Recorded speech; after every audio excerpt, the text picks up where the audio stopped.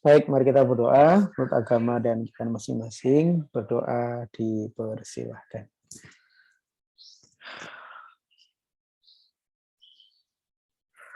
Oke, selesai. Baik teman-teman semuanya.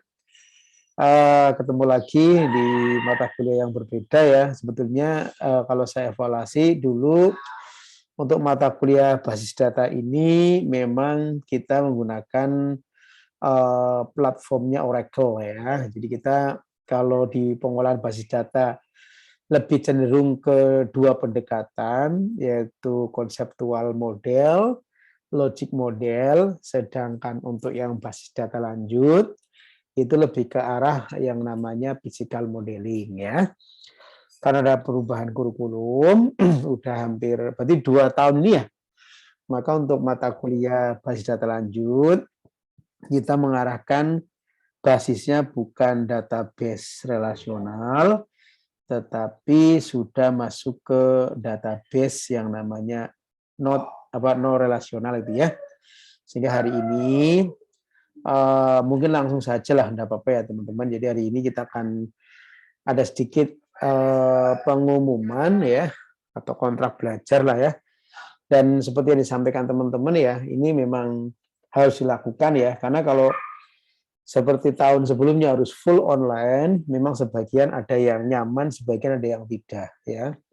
Dan kalau kita putuskan akhirnya harus ada yang online dan offline itu pasti jadi akhirnya disampaikan bahwa kita mengadakan pertemuan terbatas PTM dengan cara apa?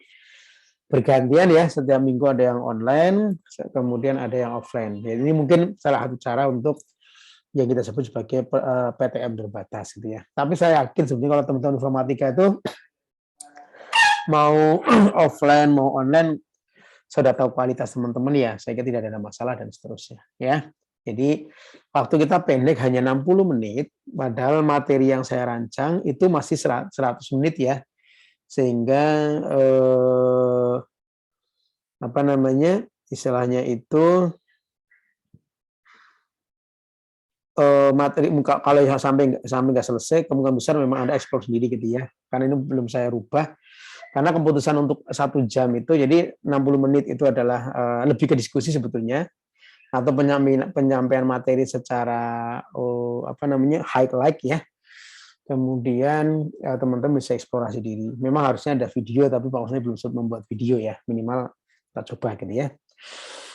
Oke, hari ini untuk kontrak belajar saya kira sama lah kayak tadi saya sampaikan gitu ya. Karena ini terbatas, kalau bisa maksimal jam 13.15 itu sudah jalan. Waktu 60 menit itu sangat sedikit sekali gitu ya. Apalagi besok kalau di teori, kalau di offline orang datang, presensi, ya itu mungkin jadi sangat terhambat ya. Oke, mungkin teman-teman ada yang pernah dengar istilah SQL dan NoSQL ya. Saya kira kalau yang SQL teman-teman sudah sangat paham, jadi itu adalah salah satu bahasa ya, bahasa untuk mengelola basis data yang orientasinya adalah database relasional. Itu SQL ya.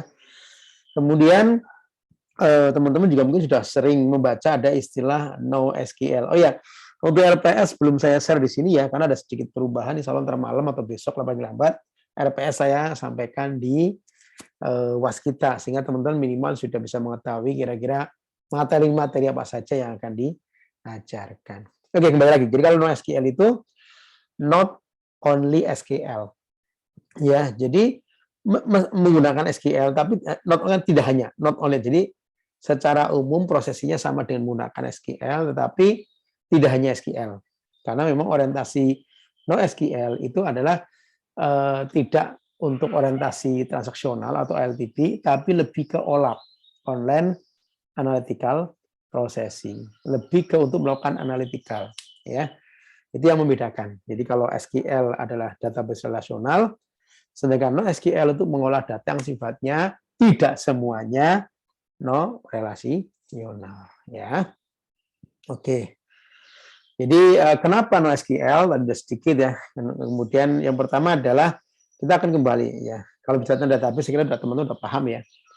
Database itu minimal ada beberapa keyword. Pertama, penyimpanan, kemudian saling relasi, kumpulan data, ya. Intinya gitu. Kalau database yang teman-teman pahami seperti itu. Nah, kemudian ada istilah yang di sini ya, secara teoritis. Jadi sampai dengan tahun 2000, sebelum tahun 2010 lah gitu ya, itu database, modeling database yang dibangun itu orientasinya ya sampai 2000 itu masih orientasinya adalah untuk database relasional. Artinya apa? Bentuk untuk modelnya berupa tabel, ya. Nah, kalau berupa tabel berarti kan hanya ada dua kan? Ada row, ya, dan ada kolom. Row untuk menunjukkan baris, sedangkan kolom biasanya untuk menentukan atribut atau field, kan begitu ya. Nah, kemudian dengan adanya transaksi otomatis kan akan menghasilkan suatu data yang sangat besar, ya, suatu data yang sangat besar. Dan sebuah sistem itu kan database-nya pasti akan selalu berkembang ya, yang tadinya mungkin 10 tabel jadi 15 tabel, jadi 20 tabel, jadi 100 tabel, bahkan mungkin sampai ribuan tabel. Nah, ternyata kalau pendekatan SQL untuk yang database relasional dan sudah banyak sekali datanya, ternyata memang salah satu kendalanya adalah terkait dengan tingkat performance ya. Jadi bagaimana teman-teman mungkin pernah ngerasain ya, pas klik misalkan apa namanya, ambil KRS atau apa, ternyata datanya load-nya luar biasa. Itu salah satunya karena semua orang langsung ke apa namanya, client server. Jadi ke satu server ya. Jadi menuju ke satu server. Ya, ini tentunya mengalami satu. Jadi istilahnya apa ya? Istilahnya itu vertikal ya, skalanya vertikal. Jadi semua tergantung kepada server, sehingga kalau ingin cepat ya servernya harus diupdate, entah di sisi hardware-nya atau apapun gitu ya. Nah, kemudian perkembangan yang lanjutnya ternyata tidak hanya database relasional, tapi muncul namanya berbagai macam. Mulai di atas tahun 2000 dan namanya MapReduce. Jadi penelitian-penelitian yang terkait dengan bagaimana mengakses sebuah database yang ternyata tidak hanya database relasional, tetapi juga non relasional muncul ya. Jadi ada istilah big table. Nah, big table itu awalnya oleh Google digunakan ya karena sangat besar ya untuk bagaimana menggunakan teknik search engine-nya kan gitu ya. Kemudian MapReduce itu bagaimana mengantisipasi sebuah data yang sangat besar gitu ya, yang kemudian data itu bisa diparalelkan, namanya parallel server atau sering disebut sebagai distributed server. Jadi satu sistem itu bisa atau satu processing data itu bisa dijalankan oleh banyak server. Jadi tidak hanya di satu server. Nah, sehingga karena apa? Ya tadi, sehingga muncul apa ya istilahnya itu sudah tidak, filenya sudah ada sosial media ya kan, YouTube segala macam, sehingga sudah tidak mengenal istilah database relasional, tapi sifatnya sudah graph database, dokumen database, ya kan? Sehingga akhirnya muncul satu apa ya, satu alternatif apa itu yang disebut sebagai NoSQL, ya. Jadi yang sebelumnya Anda mengenal SQL Server, MySQL, Oracle ya, sebagai bagian dari DBMS untuk melaksanakan apa namanya database relasional, walaupun sekarang mereka sudah apa ya, sudah mensupport untuk SQL ya, muncul berbagai macam platform baru, contohnya adalah CouchDB, MongoDB, dan HBDB. Sekarang ada AWS dan seterusnya gitu ya. Nah, kemudian ada teori Hadoop gitu ya, karena terkait dengan istilah big data. Ya, karena saya ulang lagi, sekarang kan era revolusi industri 4.0. Orientasinya adalah lebih ke data. Ya, data karena apa? Yuk banyaknya data begitu ya. Sehingga kalau sudah banyaknya data untuk melakukan analytical, pemrosesan data, maka tidak cukup dengan menggunakan SQL, dan banyak yang sudah tidak menggunakan kaidah-kaidah database relasional, sehingga membutuhkan satu alternatif, yaitu mengelola dengan menggunakan yang namanya NoSQL. SQL. Nah, kira-kira begitu ya. Oke, sampai sini ada pertanyaan? Nggak apa-apa, ntar kalau nggak rampung teorinya, Anda baca sendiri ya. Ada pertanyaan teman-teman? Udah masih mendengarkan kan? Masih, Masih dengan tengah. Masih, Pak. masih Pak, masih. Iya. Aman kok Pak, aman. Siap. Nah, intinya begitu. Jadi tetap ada kelebihan dan kekurangan masing-masing. Jadi gini, kalau bicara tentang database relasional itu memang pure. Misalkan aplikasinya memang terkait dengan masalah keuangan atau apa, atau transaksi ya, intinya OLTP. Jadi betul-betul sebuah data itu harus independen. Data itu harus namanya apa? Ya, integrity constraint. Minimal terjadi duplikasi, ya kan? Sehingga jika teman-teman memang membangun model data orientasinya untuk data untuk apa? Transaksional semata, gitu ya, maka pendekatannya adalah harus menggunakan database relasional, gitu ya. Oke, sehingga kelebihannya ada ACID ya, jadi authentication, consistency, isolation, dan durability. Jadi betul-betul intinya data itu akan sangat-sangat diperhatikan ya. Kemudian strong constraint ya, karena muncul istilah relationship, ada primary key, origin key, concurrency, dan kemampuan untuk recovery ya. Kemudian mathematical background itu maksudnya pada saat Anda memanipulasi sebuah database, maka kalau Anda menggunakan PLSQL itu bisa menggunakan kaidah-kaidah matematika untuk melakukan processing data ya. Dengan menggunakan apa? SQL. Intinya gitu. Nah, jadi tergantung keperuntukannya teman-teman ya. Nah, ini silakan terbaca. Jadi kalau otomatis itu artinya semua operasi di dalam transaksi tersebut dapat dikerjakan seluruhnya atau tidak sama sekali ya. Jadi betul-betul memang itulah yang kelebihan dari relational database. Makanya kalau aplikasi-aplikasi yang membutuhkan constraint sangat bagus, ya kan? Intinya itu atau orientasinya ke transaksional, maka pendekatannya adalah database relasional. Dan biasanya kan ya cuma, makanya tadi kalau ternyata banyak tabel, kemudian mengenal istilah EPA gitu kan, kemudian mengarahkan ke distributed server, maka nah ini kalau Anda menggunakan database relasional akan sangat tidak mampu gitu ya. Makanya ntar Anda bisa belajar bagaimana sih mengkonversi dari sebuah database relasional ke dalam bentuk database no relasional. Itu ada teorinya ya. Oke. Baik. Nah, ini contoh DBMS yang supporting SQL database. Saya kira sudah hafal ya. Nah, ini contoh bentuk model database relasional. Nah, kenapa NoSQL gitu ya? Jadi kalau teman-teman pahami sekarang ya bahwa database relasional itu tidak dibuat untuk distributed application ya. Jadi biasanya makanya masih ingat ya teori-teori tentang arsitektur aplikasi dalam suatu database kan ada namanya one tier atau standalone ya. Ada standalone atau sering kita sebut sebagai one tier. Kemudian ada two tier, three tier, dan entire, kan begitu ya.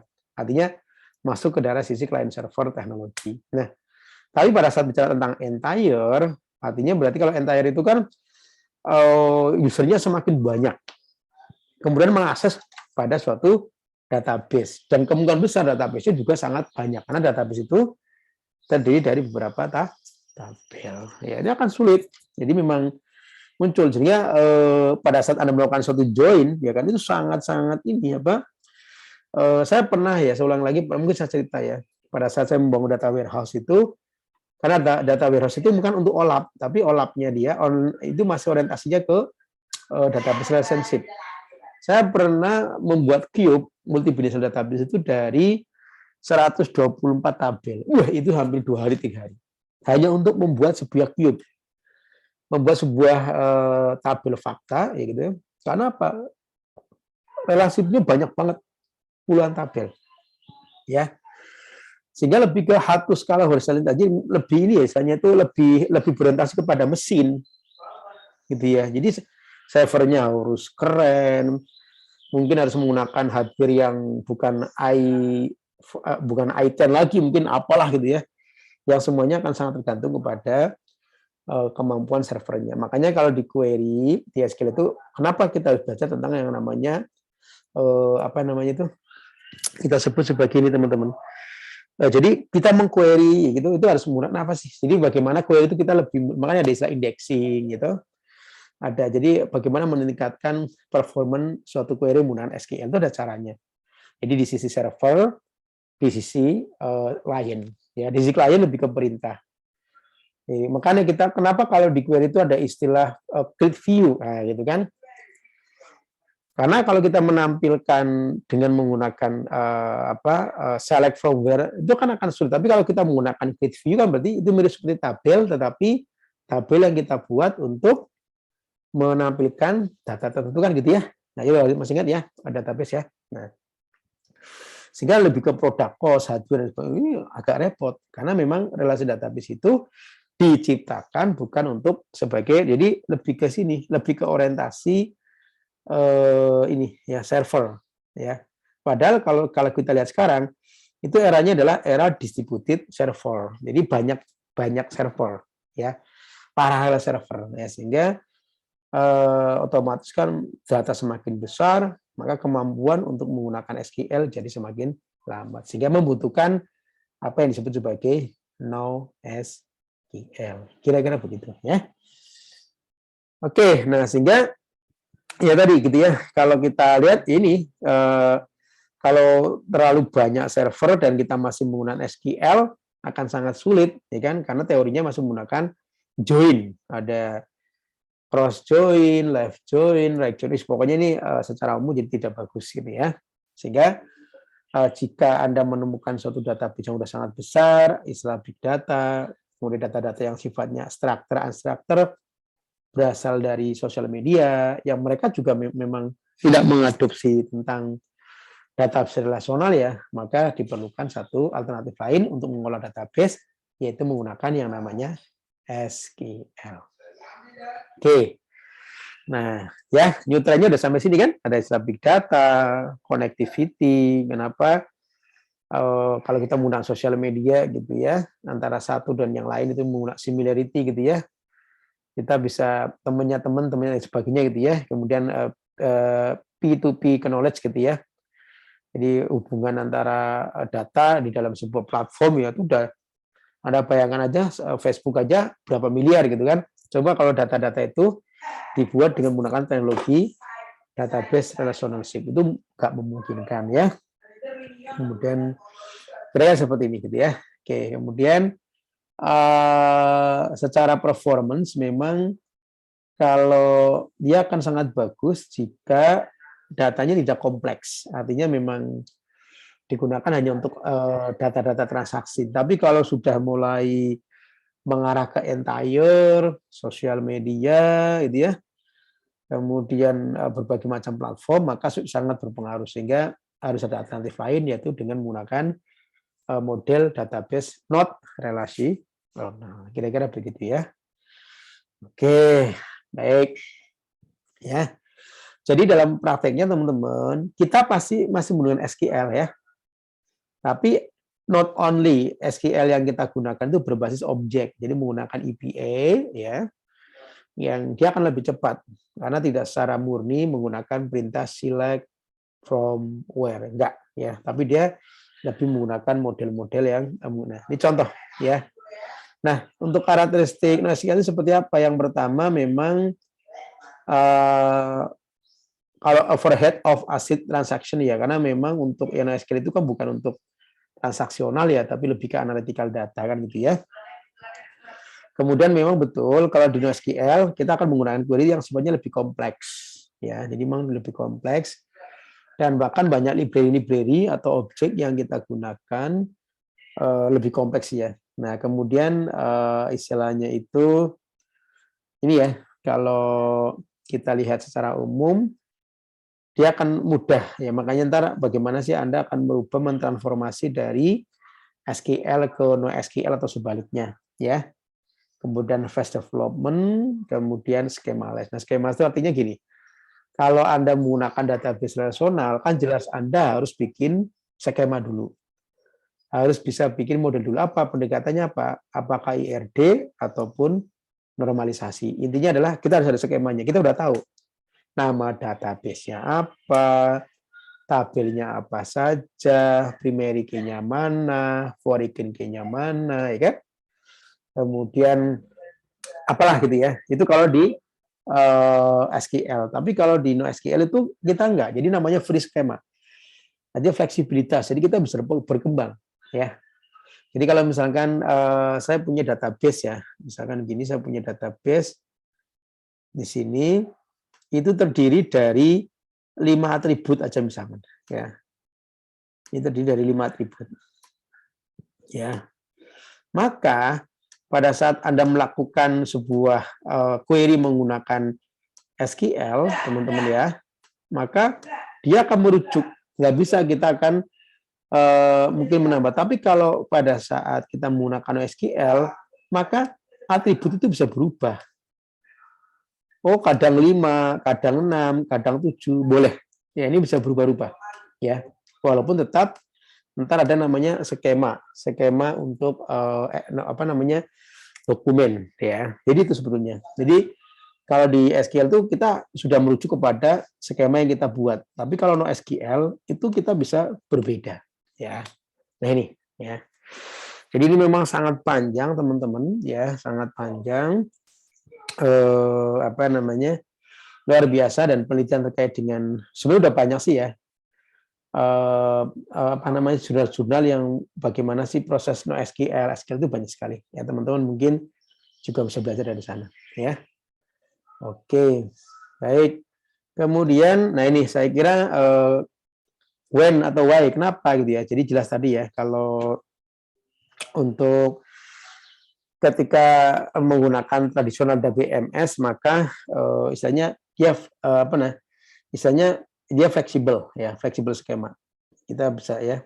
Jadi memang kita juga tidak support ACID, tapi saya ulang lagi, ntar ada satu cara ya, bagaimana sih kita tetap akan mendekatkan ACID yang NoSQL ke dalam bentuk SQL ya. Oke. Kemudian ini contoh yang menggunakan SQL, ada Google, LinkedIn, eBay, Amazon, gitu ya, Facebook, Netflix, ya, dan seterusnya. Yang kalau teman-teman kemarin udah belajar tentang himpunan dataset ya, itu kan sebetulnya pasti bentuknya dalam bentuk bisa JSON gitu ya. Nah, ini itu termasuk keluaran dari apa namanya output dari sebuah SQL, NoSQL gitu ya. Oke. Nah ini berbeda sedikit teman-teman ya. Jadi kalau SQL database contohnya Oracle, MySQL, sedangkan SQL itu ada MongoDB dan sebagainya, ada Neo4j ya. Neo4j itu pendekatan NoSQL yang menggunakan graph database. Nah ini silakan, ini keren banget ya. Kemudian kalau untuk model storage-nya pasti dalam bentuk row dan tabel ya. Artinya ada baris yang ada tabel. Tapi sedangkan di NoSQL itu yang dikenal istilah key value. Ada data store, jadi ini untuk data store single-nya, kemudian dokumen dalam bentuk JSON ya, dan biasanya XML. Masih ingat ya XML ya? Jadi berupa tag-tag yang bebas kita definisikan, yang kemudian tag itu akan dijadikan sebagai atribut ya. Skemanya statik, jadi kita sudah membuat. Kalau ini dinamik, ini mungkin bisa berbeda ya. Nah ini, jadi ada plus minusnya deh ya.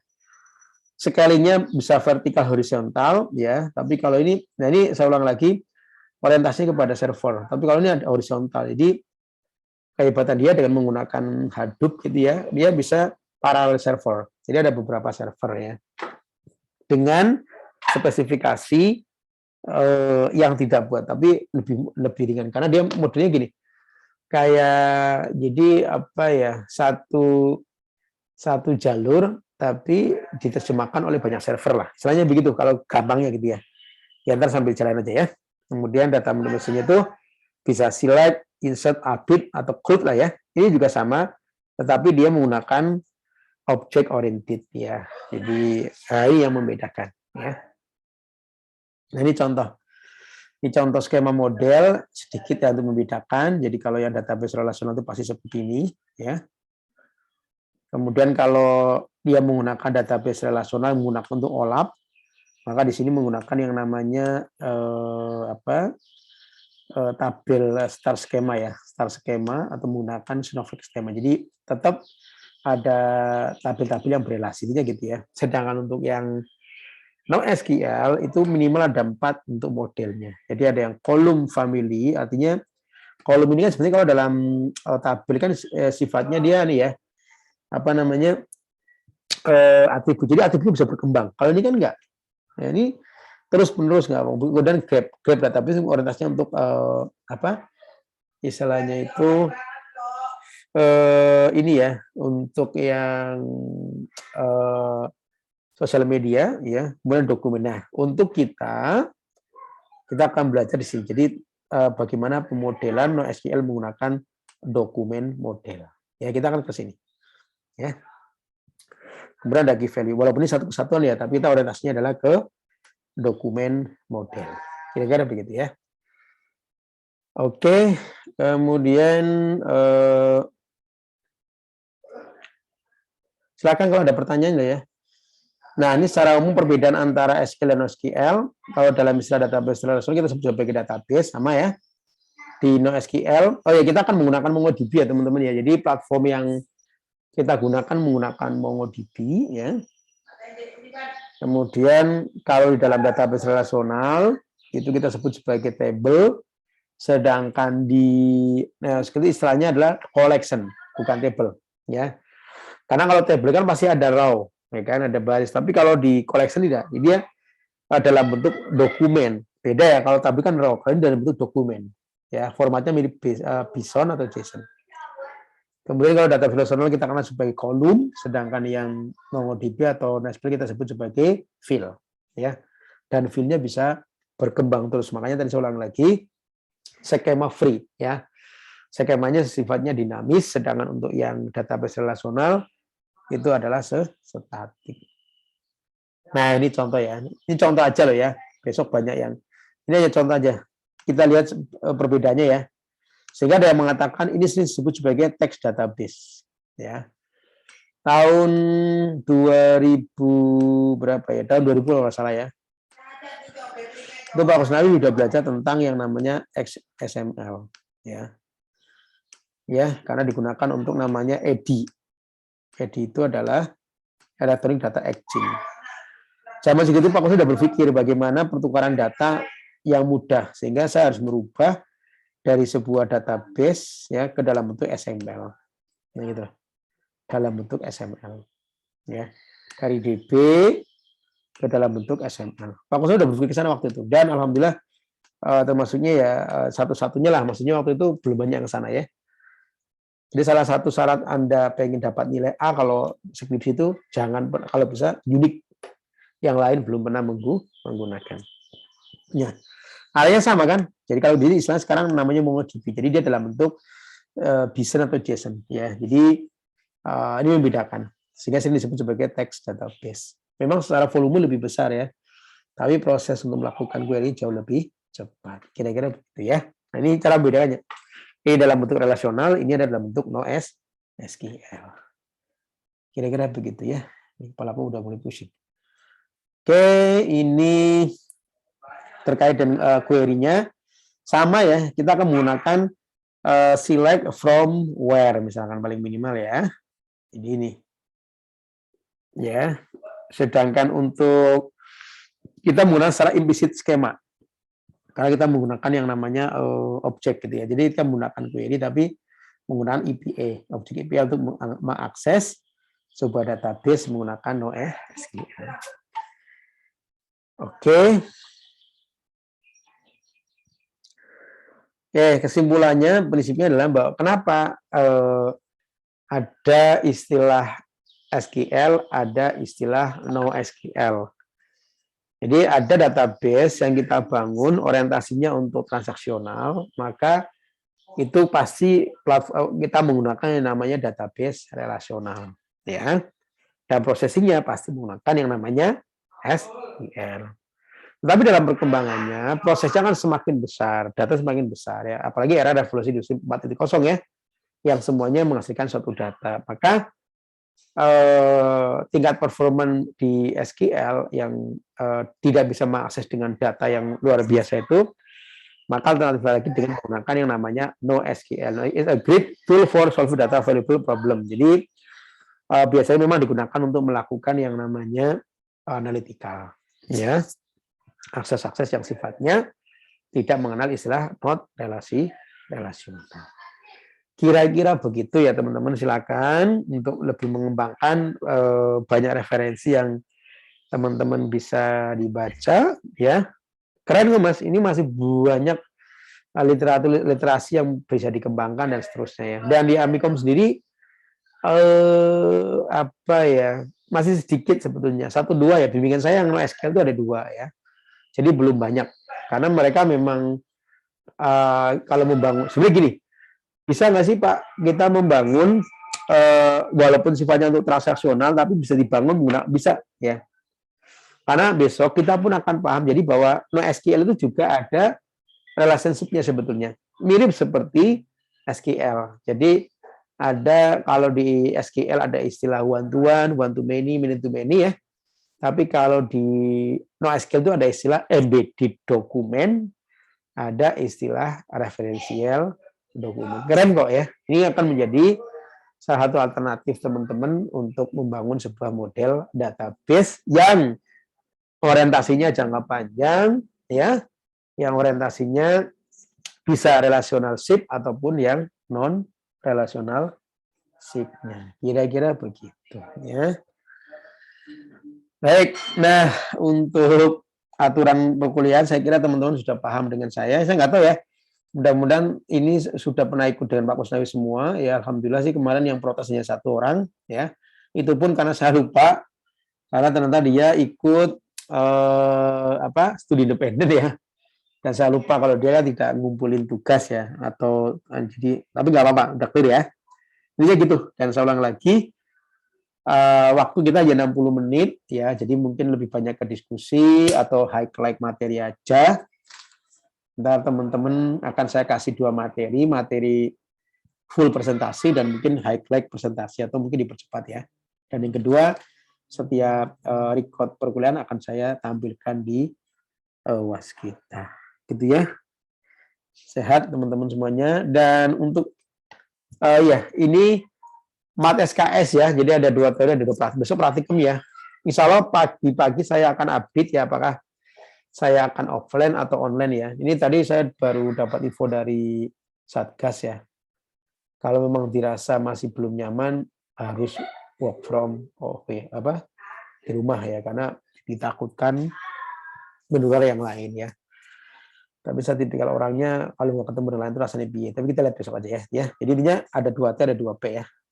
Dan untuk besok berarti sudah, kalau untuk praktikum sudah mengenal yang offline ataupun online. Kira-kira gitu deh ya. Intinya 50% kita ambil dari teori, nilai teori, 50% kita ngambil dari praktikum. Dan ingat, endingnya adalah final project. Saya ulang lagi ya. Endingnya adalah final project. Ya. Cukup dari Pak Kustai mungkin. Sebelum saya akhiri, masih ada waktu berapa menit ini? 7 menit. Ada yang mau disampaikan?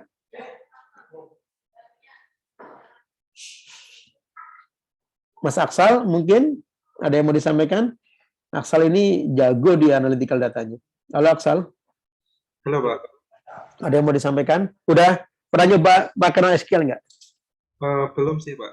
Oh, jadi saya ulang lagi, ya ini tantangan buat teman-teman gitu ya. Sebenarnya kita itu kalau bicara NoSQL itu masih sangat minim sekali ya. Kita hanya sebagai user ini aja, user pasif gitu ya. Sebenarnya kalau mau lebih keren lagi ya, betul-betul kita menggunakan teknologi big data ya. Tapi mungkin akan kita kenalkan tapi di sesi-sesi terakhir.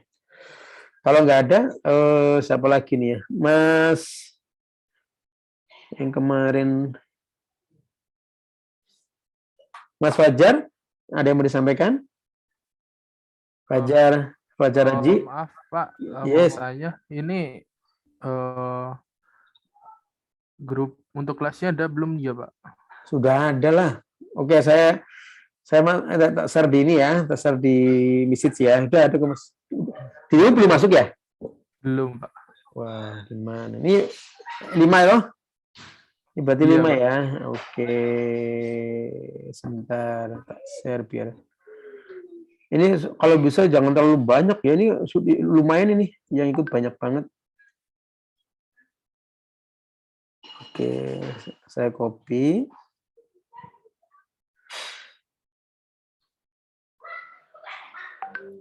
Udah saya share ke Dini ya. Oke, Mas. Sudah ya, dia ada di chat Mas Fajar. Satu lagi siapa ya, kok aku lupa namanya. Mbak Laila, ada yang mau disampaikan? Laila? Belum, Pak. Udah pernah menggunakan teknologi NoSQL sebelumnya? MySQL udah, Pak. Kalau NoSQL? NoSQL? SQL belum, Pak. Belum. Berarti ini tantangan baru ya. Dan untuk teman-teman semuanya ya. Oke, mungkin itu dari Pak Kusnawi. Sehat selalu buat teman-teman ya. Sering cek waskita ya jika ada mendadak penugasan dan seterusnya. Oh ya, bukan. Oke. Cukup dari saya teman-teman. Terima kasih. Selamat siang. Wassalamualaikum warahmatullahi wabarakatuh.